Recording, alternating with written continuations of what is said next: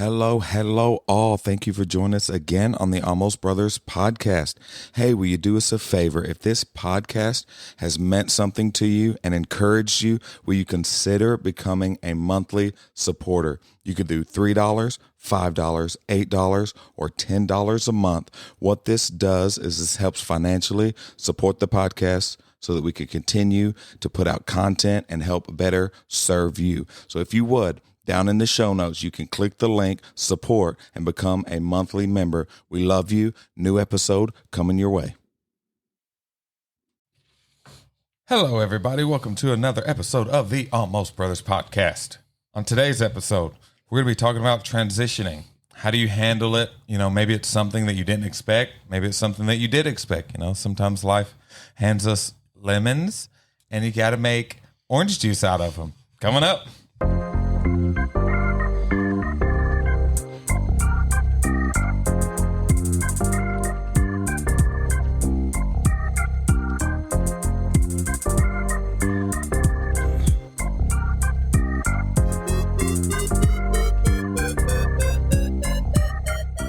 I think for me, it'd be more like lemon cake, like store-bought lemon cake. Oh, I just melt when I see that stuff. You like that? Huh? Oh, it's so good.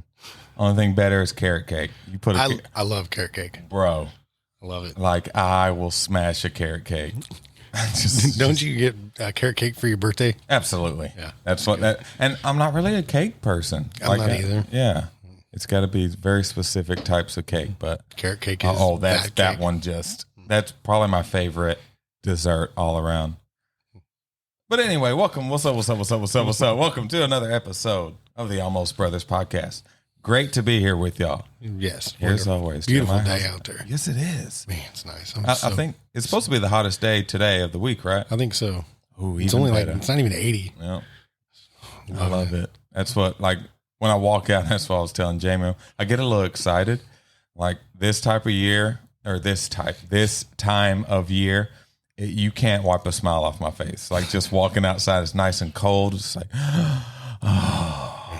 let's get the day started. Here we go. But yeah, on today's episode, we're going to be talking about transitions. Another great topic from Jeremiah. Got that big brain. It's not my brain. I think this comes from my wife, actually. Yeah. Missy, she said that we need to talk about this because it's something that she's dealing with right now. She's kind of in that hallway, and she's like, "Why don't you guys talk about it, figure it out, and let me know what's up?" I'll listen to it. I don't think we ever do that. But. No, we always end like, anybody? Hope that helps somebody. Yeah, exactly. If not, help us. Both scratching our head like, well, it was a good conversation. Don't know if we got anything accomplished, but then we get, I love getting those phone calls or texts from somebody and, telling us, hey, man, that really helped us out. So, right. Yeah, I know it's been something in my life that has been hard to deal with because I always feel like when I go through these transitions, whether they be good or bad, expected or not expected, I always feel like I need to handle it on my own. Mm-hmm. And I always kind of try to take the horse by the horns. The bull. Yes, that's it. Take the bull by the horns and just kind of figure it out myself, and really just get in there and dig in. And that's the opposite of what I should be doing. I've got an amazing partner in my wife and I kind of try to take things on my own. And then I get very frustrated and angry and upset and grouchy, and I take it out on her, and then it's just not good for anybody. How do you handle transitions? Same. I'm kind of the same thing, though. I think when you're going through something like that, the natural instinct is to figure this out on my own. Fix it, whatever the issue is, because we go through a lot. There's a lot of natural transitions, like we talked earlier. There's, kind of getting out of high school and becoming an adult, going to college, getting on your own. You kind of got that transition. And then you've got, single life to married life. You're single, you're dating, you're married. There's a transition there. There's unexpected transitions, like from a, loss of a job to searching for a new one. And you just kind of, you're stuck in this hallway. You're not in any destination. You don't feel like you're in anywhere. You're just kind of like out in limbo or whatever. Yeah. And for me, it's just, it's so important to really trust God in those times. You have to just muster up some faith you know, that God's got you, and he's in this, whatever this next season looks like, or whatever the next door is that's going to be open for you is going to be something that God has for you. Yeah. And it's not easy to wait around on that sometimes. You know, that's where we jump in and kind of try to force a door open, or create a door, or create an opportunity, or just, you know, get on Indeed and start looking at jobs, you know, and like, I'm getting out of this. I'm going to do something else. Where what I think biblically what we're supposed to do is just get quiet, listen for that still small voice, and allow God to open the doors and allow God to lead us. Yeah, man, that's good. And one that you hit on, the transition from single to married, like that's one that didn't even cross my mind when we was talking about it, but that's such a big one that I think a lot, you know, we talk about the divorce rate being so high. And I think that's one that a lot of people struggle with, is that switch that has to go off, right? You know, of, hey, I can't just be thinking about me anymore. You know, it's us, it's we're in it together. Well, and even in pursuing that, your mate, you know, you both need to be seeking God and asking God if this is right. Because if it's not, it'll never be right, you know, and it'll be a struggle, and it'll be uncomfortable, and it'll probably end in divorce, you know? Yeah. Oh yeah. So there's that that's what I was saying, is the kind of the dating period is whenever you get to know that person, you know, and then you go to church together, and you pray together, and you want to figure all that stuff out before you get married. Right. You know, so it's just like anything else. Same thing with a job. You know, you need to spend that time in prayer. You need to really, you know, trust God that this is what he has for you. Because if it's not what he has for you, you're going to be miserable in it. Yeah. You know, it may be paying the bills, and you may be, you know, getting up and going and being a trooper and getting there every day, but you're going to be miserable. It's going to wear you out. Right. It's something else we kind of hit on earlier. You said, you get fatigued, you know, you just get tired. Well, if you're not operating in the boundaries of what the Lord has for you, you are going to be exhausted. You're going to be exhausted even if you are. Yeah. Even if you are in your calling and you're operating in what he has for you, you're still going to go through times where you're tired. Right. Just because we deal with so much with our children and sports and games and just, I mean, we're going every night. I know you are too. Yeah. And so, yeah, if God's not in it, I mean, we're really in trouble. Yeah, absolutely. But it's hard to get quiet in a time where we feel like we need to take control. Yeah. Because we know it's like, this is my life. What am I doing? Where am I going? I got to fix this. I got to move, you know, I got to do something. And it's hard to just stop and listen for what the Lord has to say. And I think especially for us men, you know, Oh no, I gotta, you know, I'm leading the family, and because we feel like we're failing our spouse. You know, we feel like we're letting them down. We're letting our kids down. You know, we don't look like we know what we're doing. Right. You know, it's like we're supposed to be leading this home, and we're confused, and we don't. You know, it appears that way. Right. Where sometimes, you know, God can open a door quickly, and sometimes it takes some time. Oh yeah. But he's never going to open that door until our heart's right and our mind's right. And we're centered, that plumb line between him and us, and that communication is there till all that's right. Yeah. God's not going to open us up and expose us to our destiny and to our calling and all that thing if we're not ready. Yeah. You know, he wants us to be prepared when we step into that to be effective in it. Right. And to have power in what we do and what we say. And so. Oh yeah. Yeah. And I know I've struggled with moving without even consulting with my wife. Just like, all right, I've got my mind set on this is what I'm going to do. And not even like run it by her, or even say, hey babe, I feel like this is what I'm led to do. And just, all right. And then jump, and then like not realize that, man, I'm bringing everyone with me. You know, I'm bringing my kids and my wife with me. No matter what I do, it could be the smallest thing, the most minute little bitty thing, but they're coming with me, and I need that support system. So it's like, just remember that you have a team around you.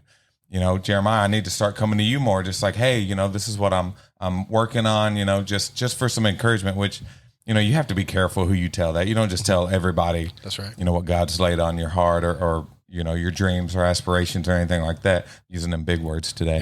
Yeah. Hey, I've been teaching, been at school 7, so using them big words. Y'all kids, listen up now.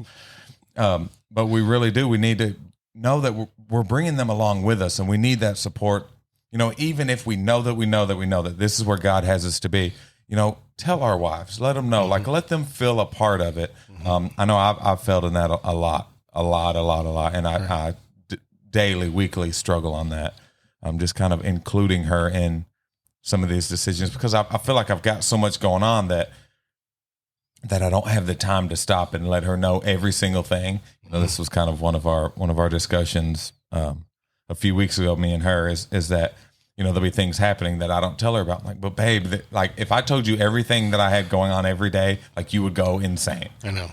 That's something we deal with at our home too. Yeah. You know, it's like, babe, it's not that I intentionally left that out. Yeah. It's just, I can't tell you everything, but they just want communication. Yeah. And that's what I'm learning, you know, from my wife, is that they want to feel a part of it. Like you said, when you make a decision, or if you know, no matter how small it is, just include them on it. Yeah. You know, I bought a TV the other day. Didn't say nothing. Oh. Just flat out just bought the TV. Oh. I've been wanting one. You know, football season coming up. Yeah. You know, I just had my eye on this QLED. 4K? It's nice. So is that a transition from 1080 to 4K? Is that what we're doing? Definitely a transition. Okay. But you know, it was kind of a big expense, and I really didn't say anything to her. Yeah. And I bet that went well. It luckily she loves football too. But no, it didn't. I'm not going to downplay it. It didn't go very well. It wasn't fun. You know, I mean, we made it. We still have the TV. Yeah. but it was. All right, that's a win right there. But I also had to understand that was inconsiderate, and I wouldn't appreciate it if she did it. You know, Right. I wouldn't like it if she came home with $1,000 worth of shopping bags, you know, and just like, oh yeah, I needed some stuff. You know, I'm like, what? Yeah. You know what I mean? So it thank you, baby, for letting me keep the TV. You are awesome. But it was something that, you know, as a man, I have the right to go do that. Yeah. But as a good husband, I need to consult her and talk to her. Right. And do you think she probably would have been just fine? I knew she'd be on board with it. That's Right. why I went ahead and Right. did it. But it was the fact that I just took that, you know, I made that assumption. Yep. And what is it? National Treasure. That's kind of what they say. You know, it's like, you know, he tells him, "Hey, I need you to do this," and he's like, "Well, how do you know I can do it?" He's like, "Well, you can, can't you?" And the guy's like, "Yeah, but I don't like when you assume I can do it. Right. Ask me to do it." And that's kind of how it is. Yeah. You know, we jump that's because right. we think we know they're going to say yes, but it's like, don't just assume. Yes, I was going to say yes, Right. But, you know, Right. so we need to bring them along in those things. I know that was something that was big when I was at a job that I really disliked. I knew that wasn't where I was meant to be, and Jamie was always the one that kind of got the bad end of that. She got the bad version of me very quickly in our marriage. But she was so supportive, you know, the whole time, even though it got to where it was annoying for her to, well, just leave. And you know she doesn't mean that, because if I just did that, she'd go, "What are you doing? Why did you do?" right. But she was very supportive, especially when I got hurt, and she, you know, you're going to go and you're going to finish school and, you know, do what you've been wanting to do for the longest time. And feel like she's the one that filled up my fast. She's the one that pushed me to go. And it was awesome to have a partner. Yeah. That's in what that transition. That's what I was going to ask you was, you know, because sometimes, you know, even as a married couple, we can be in different places. You know, like you getting to be up here and be a part of ministry and doing some things, you know, and then maybe the other one may be stuck in a job, you know, that they may not like. But so how do you really support? I mean, obviously you said Jamie supported you well when your decision to go back to school, but, you know, how do you just keep lifting somebody up who's really struggling whenever you personally aren't really struggling? You know, Right. life's kind of good for you. You know what I mean? Yeah. Things are kind of good. You're getting to do what you want. God's using you, and maybe your other half is not feeling that way. I mean, Yeah. how do you continue to encourage in a situation like that? Oh man. I think one And, is, I mean, hey, just Okay, part two of that. yeah. Okay. And like, what is the right way to do it? Because sometimes they don't want this is what I would do. Right. Like you said, with the whole just quit. Well, Yeah. you know, they're not going to just quit. Yeah. You know, how do you give them that encouragement? I know. For one is just kind of trying to figure it out together. Like figure out, okay, well, we don't want to do this. Like we know what the problem is, but like, how can we get out of that? How can we get you out of that? Like, let's not just jump before we have a plan. I know that was where we failed at, you know, is, well, I don't want to be here. Well, just quit. Yeah. But we have to have there has to be a plan in place. So I think kind of sitting down and knowing what each other wants to do, and then trying to formulate a plan with that. You know, it took us a long time with that. Once I got hurt, that's when we really sat down and formulated our plan. Cause, before that, I've always worked at this one place for our whole marriage. And even though, I knew I was meant to do something different, but we just never, it was always a pipe dream. It was always something that I wanted to do, but it's never going to happen. Like, I'm stuck here and we need this. And, but when I got hurt, it was really a sit down. Okay, well, let's do this. She's, and she was really the one that spearheaded it, all right, you go to school and I'll go get this job. And then, as long as you're going to school while I'm at work and we get home, we don't have to worry about the kids. And then, even past that, once I started school and things started getting rolling, and now I'm substituting and, starting to wind down and getting finished with school, here in however many semesters, now it's switching back to her. Like, well, babe, what do you want to do? Like, let's formulate a plan for that transition to get you, she loves her job where she's at, but do you want to do something else as, what's your dream? What do you want to do outside of that? Right. So, it's, I think, just getting together and knowing where you both want to be. Where do you want to be, as a person, where I want to be as a person, and let's formulate a plan to be able to do that. But I think the other person who's maybe in that situation where they're not meant to be here, they don't want to be. I think they need to look at it as it's just a time. It's just a time. This is going to end. Trust in God. Know that He's got a plan for you after that.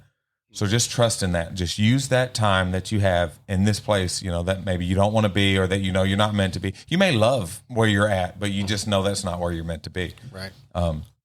But just know that your partner has your back, and know that God has your back. God's not going to give you something that you're meant to do and then just, all right, well, right, good luck. So just know that, and then come up with a plan. Come up with a plan of action. Like, let's try to do this, so that you could start moving those pieces around and be able to do that, because it really is it's a 2-person team. It's just like, an offensive line on the football team. You've got to know when the ball's going to get snapped, what you're going to do. And if one person's off on that, what's the plan? Once the ball gets hiked, then the whole thing falls apart. Right. So just kind of have that plan. And I say this, and we just, started doing this, really buckling down and able to get together and communicate so well to where we kind of know, we both know what we want to do, where we want to be, and just, encourage one another, man. That's the hardest thing, man, is to stop yourself. Like you said, stop yourself from just, you just need to get over it, or you just need to leave, or like that doesn't help anybody. Right. Because I think men, we want to fix it. Yep. When you come to me with a problem, I want to fix it. Yep. Like I want to give you the solution. I want to tell you what I would do. Here's how you get out. And that's not always what they want to hear. Yeah. They need, like you said, they need us to support them and just know we have their back. Yeah. Not tell them it's okay to quit if you want to quit. They're not going to do it, but it's okay if you want to. Yeah. And sometimes that's all they want to hear. Yeah. I know my wife, she's like, I'm not telling you to like, that I'm going to do it. I just want you to know that to be okay with it if I do, or if something was to change, then I just need to know that you're in my corner and you have my back and you're rooting on, cheering for me and rooting me on and stuff. And, and I think that's what our wives really need from us, and cause they put up with a lot, Yes. we're going to have them on here later. And, yes. We're both very blessed in that area. We have wonderful wives, and they do so much. They're so good with their children and just with putting up with us. Yeah. Lord help them. I don't know where the little clappy things went, the hand things went. That's for our wives. Y'all's the real MVPs. Real deal.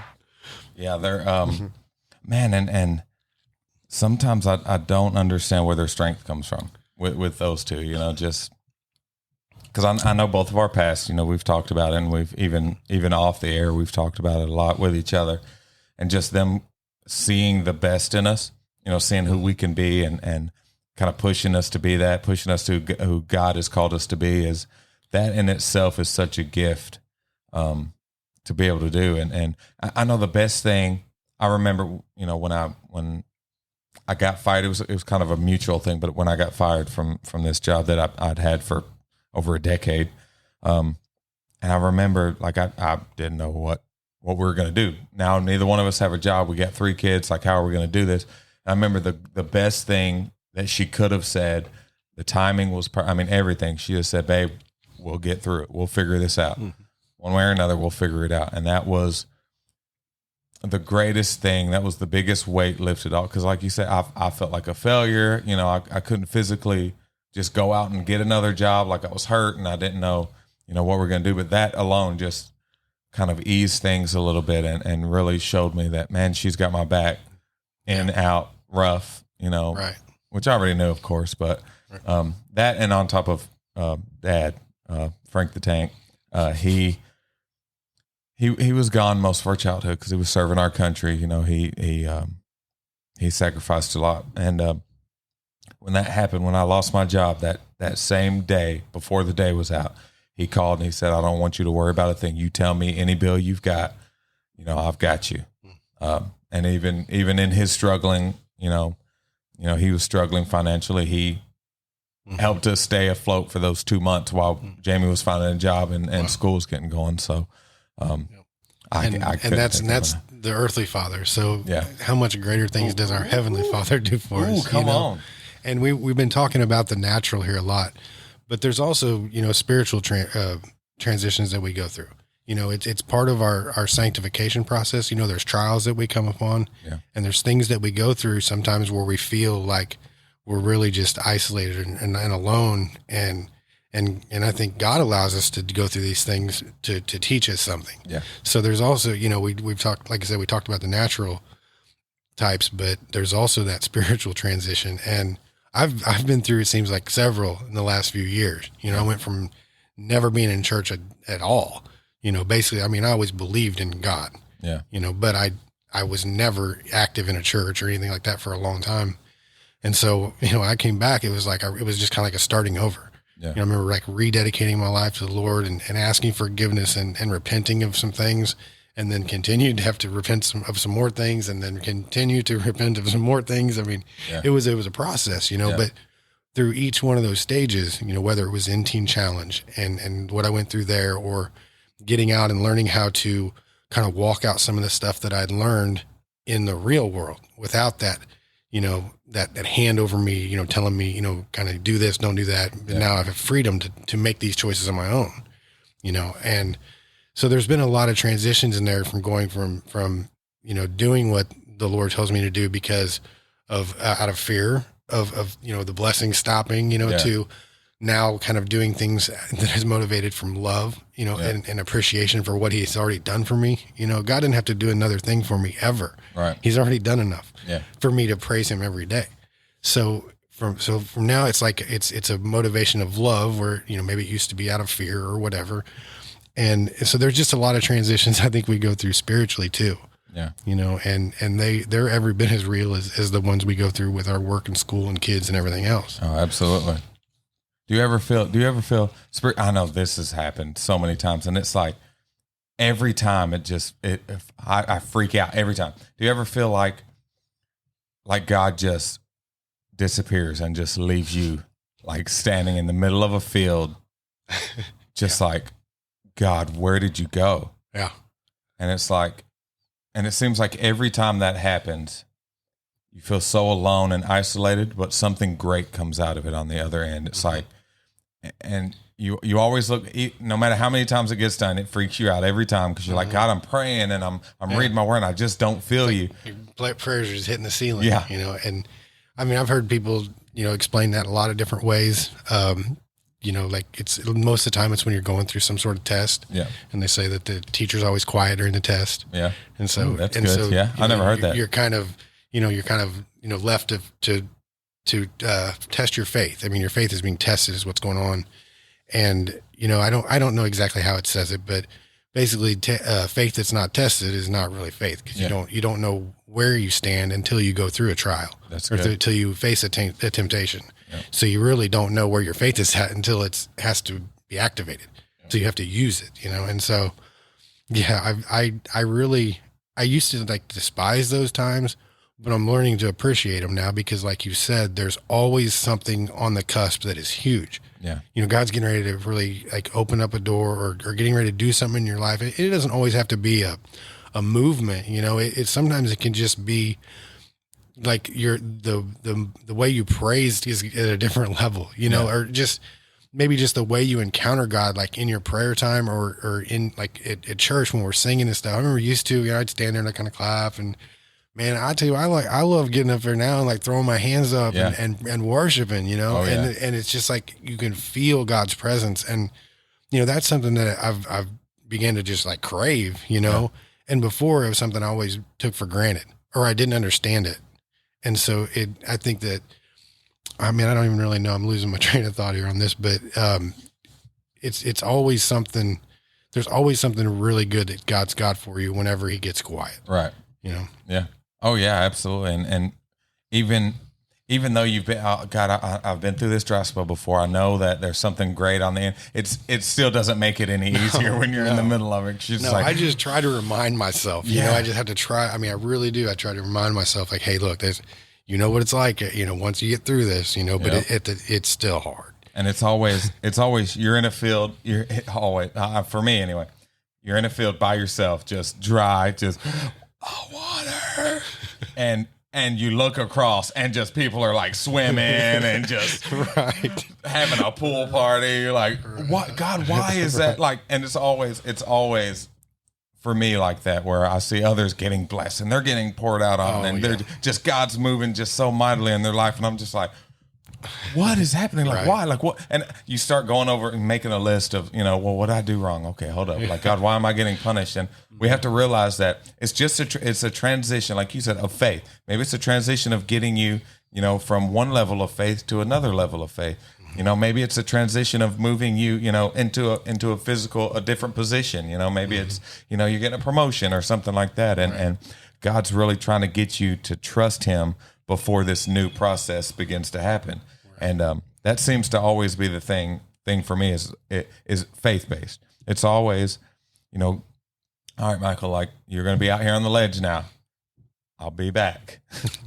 And now I'm just like, oh, no. And it always, I come out of there and I go, man, I see why I was put out here. I see now what I'm doing, what God has placed in my life now that I needed preparation for. That I need to be ready for, So it's just the strengthening of the faith in those quiet times, and just if you're in the middle of that, transition spiritually, maybe it's physically with a job or with schools, or just whatever it may be. Just know that God has a plan on the other side of that. That's right. The Bible says He is the author and the finisher of our faith, and a lot of times we forget that He's the finisher. We know He's the author. He knows what He's got it all written out. But we forget He's the finisher of our faith as well, That's and right. we say, God, I know you got me here, but why? I don't understand. He's like, whoa. Yeah. I'm the finisher of it. Don't worry. I've got this handled. Right. And he keeps his promises. Yep. He will never promise you something or show you something and not come through. Yeah. It may not be on our timeline. Maybe, not when we want it. And man, you said something about, looking at other people and seeing them just, having a ball, pool party. That's tough. Because for one, you have to be able to rejoice in other people's blessings and stuff. Yeah. So even if you're in the middle of that desert or in the middle of that field where you're dying of thirst, you got to rejoice for those people. Yeah. Pastor Bolin preached a sermon on that, man. I'll never forget it. He's like, if you can't rejoice when other people are being blessed around you and you're not, you'll never receive your blessing. That's good. Yeah. Because, there's a lot of haters out there. Yes. It's easy to get, focus that internally and be like, well, I'm mad at God because look what I'm not, look where I'm at and look where they're at, and they don't deserve what they're getting, and I'm whatever. I'm sitting here doing all this. I'm doing all this work, and then they're not, they don't anyway. Absolutely. If you can't get rid of that mindset, man, you're going to, it's likely they're going to be stuck for a long time. Yeah. You need to learn how to rejoice in other people's successes. Yeah. And even if you're going through it, you gotta rejoice for other people. Yeah. And it'll come around, it'll be your turn. That's good. It'll be your turn. Yeah. And that's the hardest thing to do. Just congratulations to you. Hope you enjoy the new car. I'm over here walking. Have fun. Oh, you had another one? Yeah. And you just upgraded. Oh, cool. I haven't had a new car. Yeah. Oh yeah. It's me and Mom are really bad about this. As we get around each other and we start focusing on that. We kind of focus on the negative a lot, but I think it's gotten a lot better, recently, to where we all hell's breaking loose, and we could still go, you know what? God is good, man. Mm-hmm. Just wake up and you just breathe, especially right now when the weather is like this. Oh, thank you, Jesus. I don't even care. But to just look around you, man, sometimes I just look at my kids and they're eating dinner and I just watch them eat dinner.